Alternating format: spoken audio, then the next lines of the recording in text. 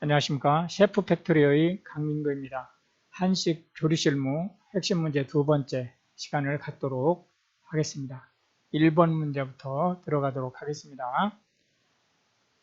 다음 중 국이나 탕을 조리하는 데 따른 설명으로 잘못된 것이 뭐냐라고 물어봤네요.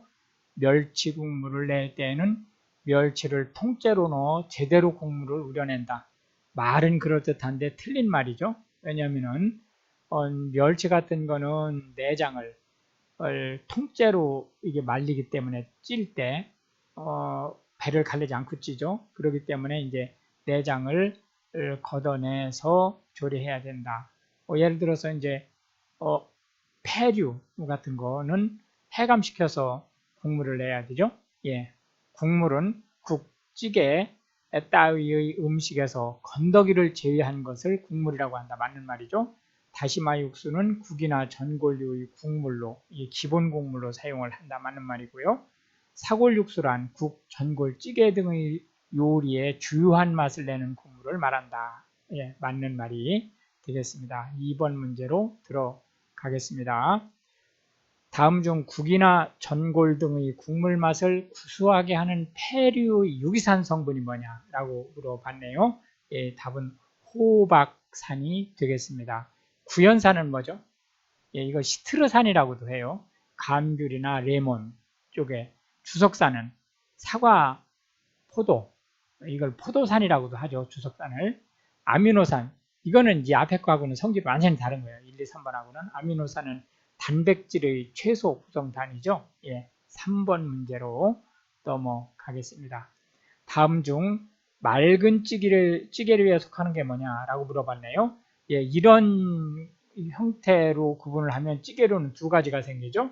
하나는 탁한 찌개류가 있고 하나는 맑은 찌개류가 있는 거죠. 맑은 찌개류는 소금이나 새우젓, 그리고 이제 간장을 써야 될 때는 청간장, 조선간장이라고 하죠. 그걸 써야 되고, 탁한 찌개류는 된장이나 고추장, 그리고 만약에 간장을 쓰게 될 때는 진간장을 쓰는. 물론 이제 탁한 찌개류에는 청간장을 쓸 수 있습니다. 그러나 이제 주로 진간장은 탁한 찌개에, 청간장은 맑은 찌개에 쓰는 거로 이제 보시면 되겠고요. 그렇게 본다면 된장찌개, 순두부찌개, 두 고추장찌개는 탁한 찌개류가 되겠죠. 예, 두부 젖국찌개가 되겠습니다. 두부하고 뭐 예를 들어서 굴이라든지 이런 것을 소금으로 간을 해가지고 끓이는 그런 찌개가 되겠습니다. 담백한 맛을 필요로 하는 거죠. 예, 4번 문제로 들어가겠습니다. 다음 중 전이나 적을 하기 위한 재료 전처리 방법으로 틀린 것이 뭐냐라고 물어봤네요. 전은 뭐 우리가 통상 부침개라고 하니까 뭐 잘 아실 거고요. 적은 뭐죠? 예, 적은 이제 고기를 통상 이제 한 그 네모나게 두꺼운 네모난 모양으로, 그리고 이제 닭 같은 거는 통째로 쫙 벌려서 이제 익히는 것을 우리가 적이라고 얘기를 하죠. 단단한 재료는 미리 데치거나 익힌다. 맞는 말이죠. 부재료인 파만을 생강은 곱게 다져서 사용하는 게 원칙이죠. 어육류는 포를 떠서 잔칼질을 하고 소금, 후춧가루로 밑간을 해주는 게 맞는 말이고요. 냄새 제거도 되고 이제 맛을 내기 위한 그 기본 그 간을 하는 거죠. 어육류는 다른 재료보다 짧게 자르면 문제가 있죠. 왜?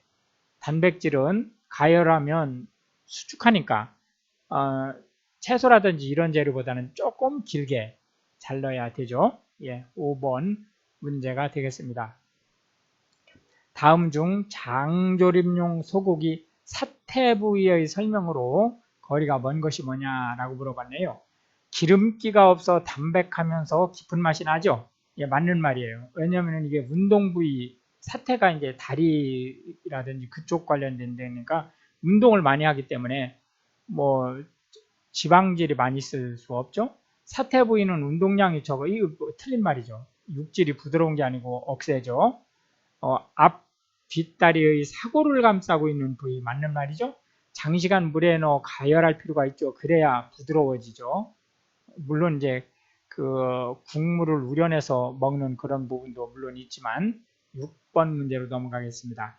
다음 중 탈수가 일어나지 않으면서 간이 맞도록 생선을 구우려고 할 때 생선 무게의 몇 프로 정도의 소금을 치는 것이 좋냐라고 물어봤네요. 예, 답은 일단 2% 내외입니다.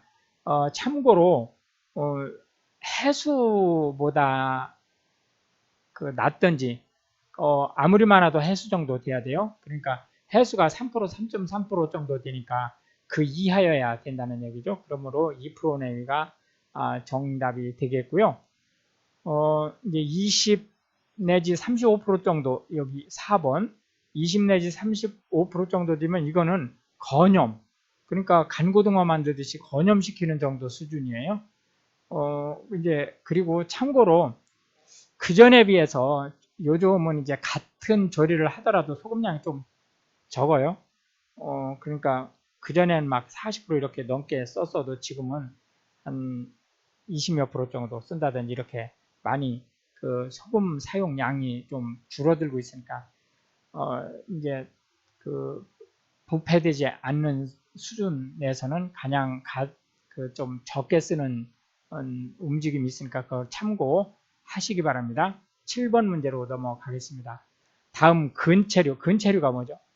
예, 뿌리인 채소란 뜻이죠. 뿌리를 먹는 채소 중 생식하거나 스결조리하는 것보다 기름에 볶는 조리법을 적용하는 것이 좋은 것을 물어봤네요. 예, 이 문제는 뭐예요? 기름에 볶는 조리법을 물어봤다는 얘기는 지용성 바이타민, 즉 A, D, E, K 관련된, 특히 바이타민 A 관련되겠죠. 하고 관련된 문제라고 하는 것을 알 수 있겠죠. 그러면은 결국 답이 당근이 된다는 얘기죠. 예, 토란, 무, 고구마하고는 지용성 바이타민하고는 관계가 적다라고 이제 보실 수가 있겠고요. 8번 문제로 넘어가겠습니다. 다음 중 우리나라의 전통적인 상차림 중 술을 접대할 때 차리는 상이 뭐냐라고 물어봤네요. 예, 이거는 주연상이죠. 예, 주연상을 또 다른 말로 주안상이라고도 합니다. 원래 주안상이 오리지널 용어죠. 예, 교자상은 뭐죠? 명절이나 축하연 때 푸짐하게 차리는 상. 이 주연상도 교자상의 일부일 수 있어요. 왜 그러냐면 교자상의 종류 중에 주연상 종류가 교자상 안에 또 들어가기 때문에, 면상은 밀가루 음식을 위주로 하는 주로 이제 점심 식사죠. 최근에는 그냥 우리가 국수는 간단하게 먹는 걸 국수라고 하지만 여기서 면상이라고 하는 것은 사실은 격식을 차린 상차림이에요. 그렇기 때문에 부식도 충분히 이제 차려진다라는 것을 참고하시고요. 반상은 밥을 위주로 하는 정식, 우리 전통 정식을 반상이라고 한다, 이렇게 말씀드릴 수 있겠고요. 9번 문제로 넘어가겠습니다. 다음 중 칼, 등, 뭐뭐 등이란 뜻이 아니고 등어리를 할 때의 등이죠. 칼 등의 쓰임에 대한 설명으로 틀린 것이 뭐냐라고 물어봤네요. 생선의 비닐을 긁어낼 때 칼 등으로 당연히 하죠. 고기를 부드럽게 다질 때 칼날로, 물론 뭐 할 수 없는 건 아니지만 칼날로 하는 것보다는 등으로 하는 게 훨씬 낫죠. 얇고 긴 채소의 껍질을 벗길 때도 역시 마찬가지로 등을 사용할 수 있죠. 단단한 껍질이나 뼈를 자를 때는 칼 등을 쓸 수가 없죠. 예, 당연히 칼날을 써야 되는데 단단한 껍질이나 뼈를 자를 때 쓸 수 있는 칼은 종류가 달라요. 우리가 일반적으로 쓰는 식도하고는 좀 종류가 다르니까 그거 참고하시기 바랍니다. 10번 문제로 넘어가겠습니다. 다음 중 각 음식에 대한 여기 콤마가 있어야 되는데 뺐네요. 제공해야 할 온도의 연결로 틀린 것이 뭐냐라고 물어봤네요. 예, 냉장 보관한 우유는 40 내지 45도 섭씨로 데워서 제공한다. 이게 이제 맞는 말이죠. 물론 찬우유를 좋아하는 분은 그냥 제공할 수도 있지만 40 내지 45도씨로 데우는 게 가장 바람직하다. 전골은 95 내지 98도 섭씨로 끓는 상태로 제공하는 거죠. 95 내지 98도 펄펄 끓는 거예요. 식혜 발효는 미생물이 생육하기 좋은 25 내지 30도 아닙니다. 이게 다 틀린 거예요. 몇 도로 그 식혜는 발효를 시키죠. 예, 50 내지 60도예요. 우리가 언뜻 생각할 때 미생물이 살기 어려운 온도죠. 40도가 넘어서면 미생물들이 이제 서서히 활동을 못하기 시작하거든요. 그럼 5 내지 60도에서는 어떤 미생물들은 아예 못 살 수도 있어요. 이제 그런데 50 내지 60도를 사용을 해서 이제 식혜 발효한다라고 하는 것을 이제 체크하시기 바라고, 청량음료는 시원한 0 내지 5도 섭씨로 제공한다. 예, 맞는 말이 되겠습니다. 11번 문제로 넘어가겠습니다. 다음 중 용량 단위에서 1쿼터는 몇 컵인가 라고 물어봤네요. 예, 1쿼터는 우리가 2파인트, 파인트를 핀트라고도 읽어요. 같은 말입니다. 1쿼터는 2파인트고 1파인트가 또 2컵이에요. 그러니까 1쿼터는 4컵이 되겠습니다. 1번이 답이 되겠고요. 12번 문제로 넘어가겠습니다. 다음 중 쌀의 품질 기준에서 부피의 반 이상이 파손된 상태인 것을 뭐라고 하느냐고 물어봤네요. 예, 이거는 분상. 이게 분상이 가루가 났다 그런 뜻이죠. 그러니까 그 쌀아기처럼 된 거를 우리가 분상질이라고 얘기를 하는 거고요. 이중공립은 이게 이중입니까? 이종입니까? 이게 이거 체크해 주세요. 이종공립은 쌀 이위에 다른 것들이 함께 이제 섞여 있는 거를 얘기하는 거죠. 예, 열 손립은 그 열에 의해서 이제 손상된 쌀을 얘기하는 거예요. 또는 4분의 1 이상이 주황색으로 변한 쌀도 열 손립이다 이렇게 얘기를 하고요. 피해립은 오염, 병이 걸렸거나 또는 충해를 입었거나 발화가 났다든지 생리장애, 뭐 적조, 흑조 이런 것들로 인해서 4분의 1 이상이 정상적인 쌀이 아닌 상태를 피해립이다 이렇게 얘기한다라고 하는 것을 볼 수 있겠습니다. 13번 문제로 들어가겠습니다.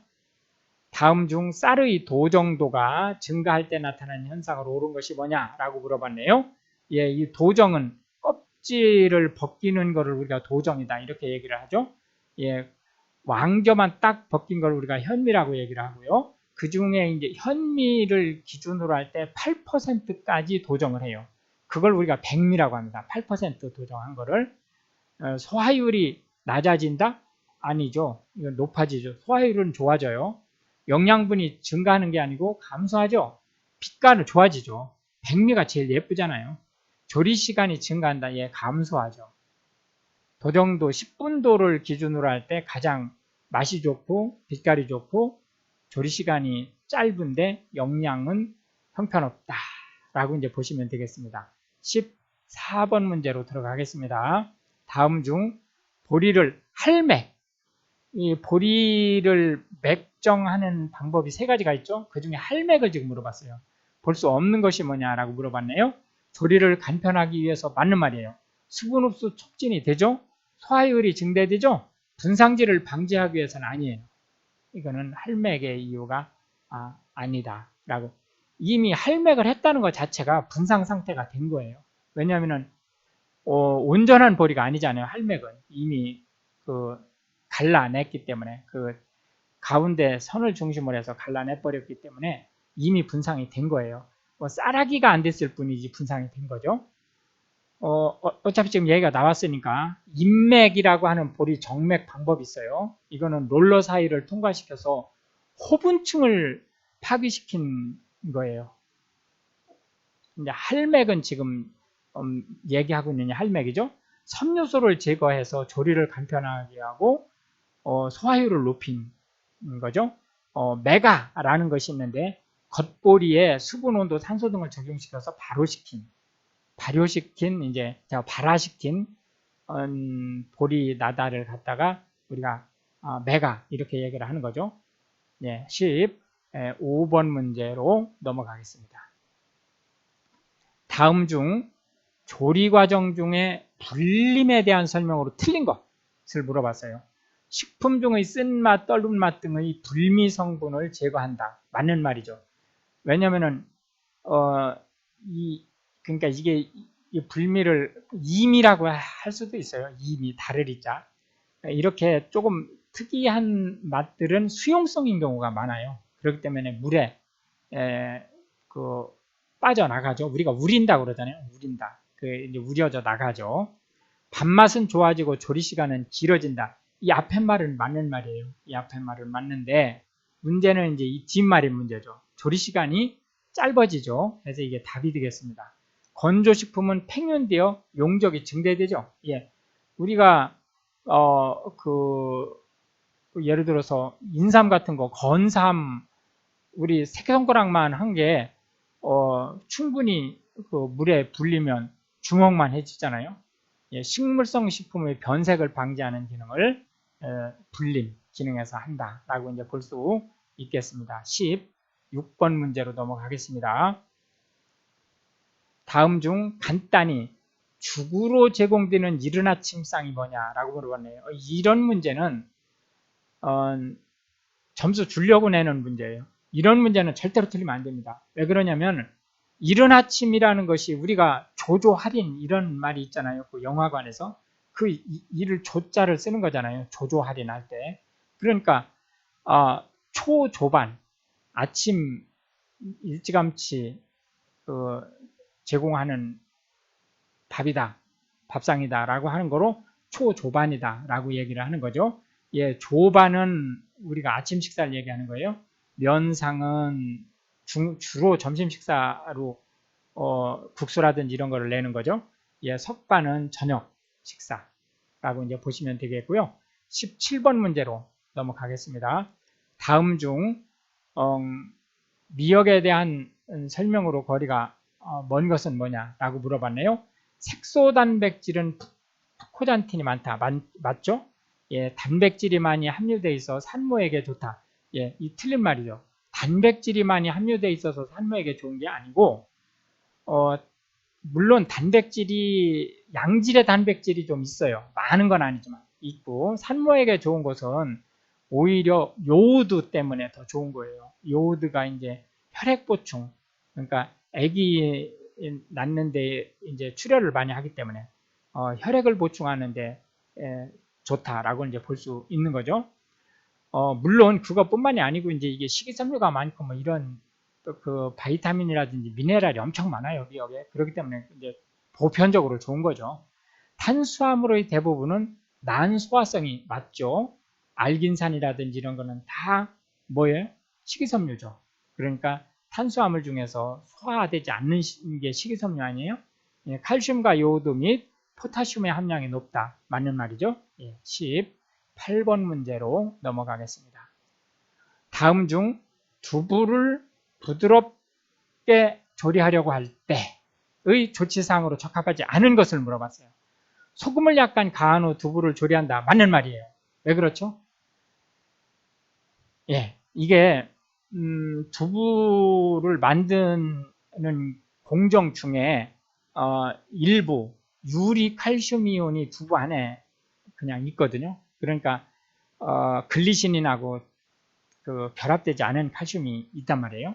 네, 이 칼슘이 이 조리 중에 다시 글리시닌 남아있는 글리시닌하고 결합됨으로써 두부를 딱딱하게 만들어요. 그런데 이 소금을 넣으면 이게 소금은 물에 들어가면 무조건 염소하고 소듐으로 바뀌죠. 근데 그 소듐 즉 나트륨이 칼슘하고 글리시닌이 결합하는 것을 방해하는 작용을 해요. 그렇기 때문에 두부가 부드러워지죠. 예, 1번은 맞는 말이에요.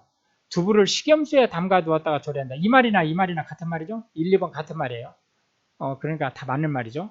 칼슘 이온을 첨가해요. 이러면 난리 나죠. 그러지 않아도 지금 유리 칼슘만으로도 두부를 딱딱하게 하는데 여기다 칼슘을 더 집어넣었다. 그러면은 글리시닌 남아있는 결합되지 않은 상태로 남아있는 글리시닌들이 다 딱딱하게 굳어버려요.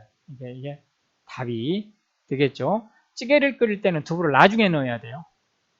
예. 19번 문제로 넘어가겠습니다. 다음 중 전을 부칠 때 사용하는 기름에 대한 설명으로 볼 수 없는 것. 것을 물어봤어요. 곡류전은 기름을 넉넉히 둘러야 되죠. 왜? 곡류엔 기름기가 없으니까 탄단 말이죠.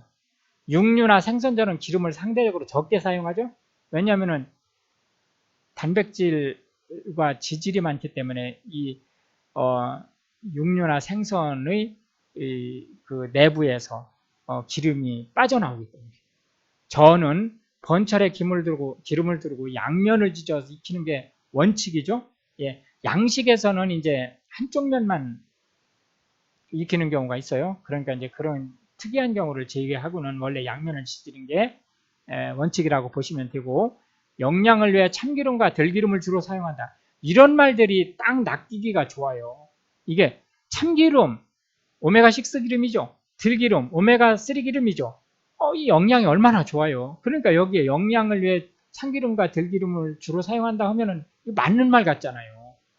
이 말 자체는 맞는 말인데 이 문제하고는 틀린 말이라는 거예요. 그러니까 이런 거에 낚시를 당하면 안 돼요. 이게 답이 4번이 되겠고, 왜 안 되죠? 이게 답이 이 좋은 말이 왜 답이 좋은 말이 아닌 거가 됐죠? 예, 그거는 참기름이나 들기름은 발연점이 낮단 말이에요. 발연점이 낮으면 금방 산패되죠, 기름이. 그래서 안 된다. 전이나 부침 이런 거를 만들 때는 발연점이 높은 기름을 써야, 즉 콩기름이라든지 뭐 이런 것들이죠. 발연점이 높은 기름을 써야만 산패가 덜 된다라고 하는 말씀을 드릴 수 있겠고, 20번 문제로 넘어가겠습니다. 다음 중 생선 조림에 대한 설명으로 거리가 먼 것을 물어봤어요. 조리 시간이 너무 길면 탈수작용으로 생선 맛이 떨어질 수 있죠? 예, 뻣뻣해지기도 하고, 예, 잔가시가 많은 생선은 식초를 약간량 투입하여 약한 불에서 약간 긴 시간 조리하면 뼈째 먹을 수 있다. 맞는 말이죠? 예, 그러니까 답은 일단 여기서 생선을 빨리 익히기 위해서 냄비 뚜껑을 잘 덮어둔다가 이제 답이 되겠죠. 왜 그러냐면 냄비 뚜껑은 처음부터 덮어두면 비린내가 휘발이 안 되기 때문에 향이 이제 좋지 않기 때문에 맛이 떨어질 수 있어요. 그렇기 때문에 생선을 조림할 때는 앞부분에서는 뚜껑을 열어놓고 냄새를 휘발시킨 다음에 뚜껑을 닫아야 된다. 생강이나 마늘은 비린내를 제거하는 게 좋다. 제거하는데 좋다. 맞는 말이죠. 생강은 언제 넣죠? 예, 생강은 조림 뒤에 넣는 거예요. 예, 21번 문제로 넘어가겠습니다. 다음 중 구이에 가장 부적당한 쇠고기 부위가 뭐냐라고 물어봤네요. 예, 답은 사태가 되겠죠. 사태는 구이해가지고 질겨서 먹을 수 없어요. 얘는 예를 들어서 물에 넣고 충분히 끓여야 돼요. 그러니까 찜이라든지 찌개라든지, 그리고 이제 그나마 가장 조금 구이에 가까운 게 이제 불고기죠. 그나마. 예, 불고기도 사실 스결조리니까. 예, 등심은 뭐 구이에서 제일 좋은 거죠. 안심은 등심이. 갈비 역시 구이, 립 할 수 있죠. 예, 채끝 이거는 이제 특수 부위로 역시 부위가 좋은 부위다라고 보실 수 있겠고요. 22번 문제로 넘어가겠습니다. 다음 중 팬에서 오일을 볶은 후 즉시 접시에 펼쳐 놓는다든지, 시금치를 데칠 때 뚜껑을 열고 조리한다든지, 쑥을 데친 후에 즉시 찬물에 식히는 이유로 가장 타당한 것이 뭐냐라고 물어봤네요. 예, 이거는 클로로필을, 이게 엽록소죠. 예, 색상 변화를 최소화하려고, 그러니까 파란색을 유지하려고 하는 거다라고 말씀드릴 수 있겠고요. 바이타민 C의 손실을 최소화하려고 하는 행위가 뭐죠? 단시간 내에, 예, 단시간 내에 삶거나 데치고 찬물에 식히는 거죠. 예, 안토시아닌의 변색을 최소화하려고. 이 안토시아닌은 여기에 오이나 쑥이나 이거하고는 이제 관계가 없는 거지만, 안토시아닌의 변색은 이게 이제 상황에 따라 달라져요. 왜 그러냐면 안토시아닌은 산성, 중성, 알칼리성에 따라서 이게 색깔이 변하죠. 산성일 때는 적색, 알칼리성일 때는 청색, 중성일 때는 보라색, 자색으로 변하기 때문에 그게 어떤 색을 지금 나타내고 있느냐에 따라서 조치 방법이 달라요. 그러니까 요거는 이제 이 문제하고는 답이 안 맞는 말이다. 바이타민 A의 손실을 최소화하려고 하면 어떻게 해야 되죠? 이거는 조리 방법을 이런 식의 조리라기보다는 기름에 볶는 조리를 하는 게 맞는 거죠. 왜 그러냐면은 그래야 소화가 흡수가 많이 되니까 소화 흡수가 많이 되니까 지용성이기 때문에 23번 문제로 넘어가겠습니다.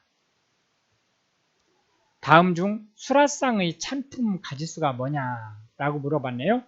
예, 이거는 정확하게 알고 있지 않으면은 얘도 이제 그 15첩에 낚일 수도 있어요. 이제 이 문제는 사실 그걸 노리고 낸 거죠. 왜 그러냐면은 우리나라는 홀수를 좋아하잖아요.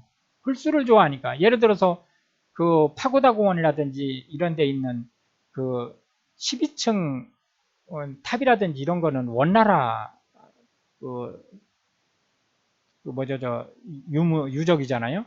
그러니까 중국은 이 짝수를 쓴다 할지라도 우리나라는 사실 홀수를 기본으로 하잖아요. 그렇기 때문에 이제 12첩에 답을 안 할 수 있기 때문에 15첩을 미끼로 넣은 거예요. 이런 거에 걸리면 안 됩니다. 그 임금님이 드시는 거는 12첩이다. 반상은 3첩 홀수로 나가죠. 당연히 3첩, 5첩, 7첩, 9첩 이렇게 있죠. 근데 이 9첩이 최고예요. 양반은. 12첩이 수라상이다. 이렇게 보실 수 있겠고 15첩은 원칙적으로 없죠. 지금 현재 우리 그 음식점에서 뭐 20첩 반상 이런 것도 만들고 하지만 그거는 실제 전통상이 아닌 거예요.